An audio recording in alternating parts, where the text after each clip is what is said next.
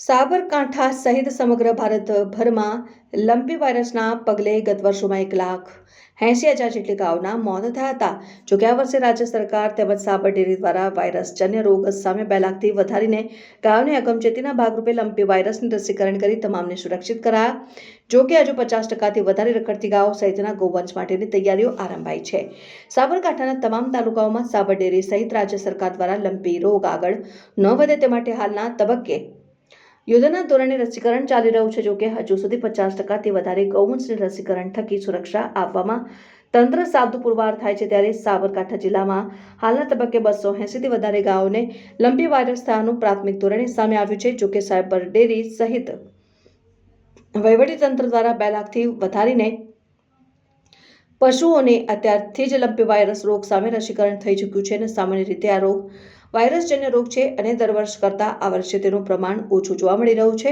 જોકે આ વાયરસ નવજાત વાછરડીઓથી લઈને 2 વર્ષની ઉંમર ધરાવતી ગાયોમાં પણ વિશેષ જોવા મળે છે. ત્યારે હાલના તબક્કે સાબરકાંઠા જિલ્લા સાબર ડેરી તંત્ર સહિત સાબર ડેરી દ્વારા યોજના ધોરણે રસીકરણ ચાલી રહ્યું છે અને સાથોસાથ રખડતા પશુઓ અને ગાયોના માલિકોને પણ આ મામલે ગંભીરતા દાખવવાની જરૂર છે. જોકે લંપી વાયરસગ્રસ્ત ગાય અન્ય ગાયના સંપર્કમાં આવે તો તેને પણ લંપી વાયરસ થવાની સંભાવના વધી જાય છે. ત્યારે તંત્ર દ્વારા હવે બાકી રહેલા ગૌવંશને બચાવવા માટે વિશેષ પ્રયાસ હાથ ધરાયો છે. જોકે જીવદયા પ્રેમીઓ પણ આ મામલે વિશેષ અપીલ કરી રહ્યા છે અને સાથે સાથે બચાવવા માટે તંત્ર દ્વારા બનતી તમામ પ્રયાસો કરવા વિનંતી કરી રહ્યા છે.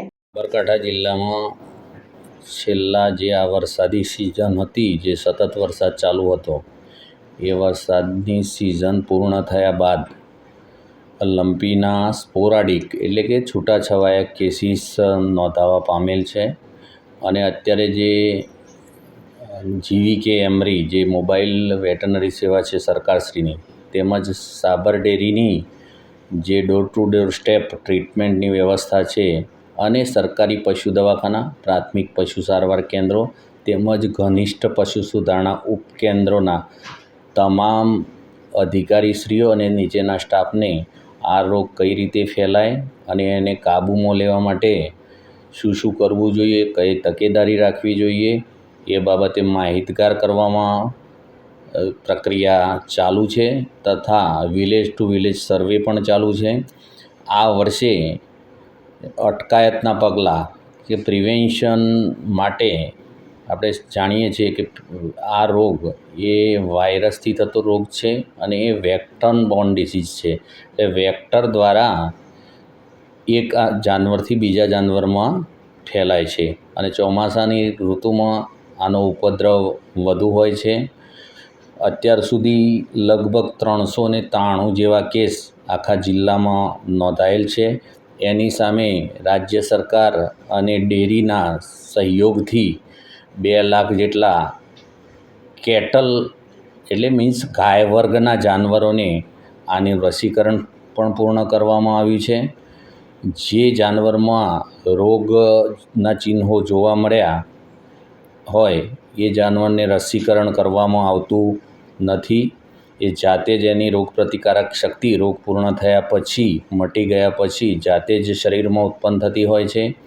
બીજું કે આ રોગ થવાનું મુખ્ય કારણ એ કે રખડતી જે ગાયો છે તથા જે લોકો વેક્સિનેશન કરાવતા નથી પુરાણી માન્યતાઓને લીધે, એ અને 6 માસની વાછરડીથી માંડીને 2 વર્ષની વાછરડી સુધી આ રોગ વધુ જોવા મળેલ છે.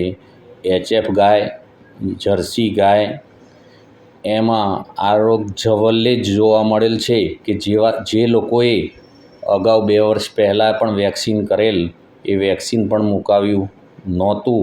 ને અત્યારે પણ જે જૂની માન્યતા પ્રમાણે જે લોકો વેક્સિનેશન કરાવતા નથી એવા જ જાનવરોમાં આ રોગ જોવા મળેલ છે.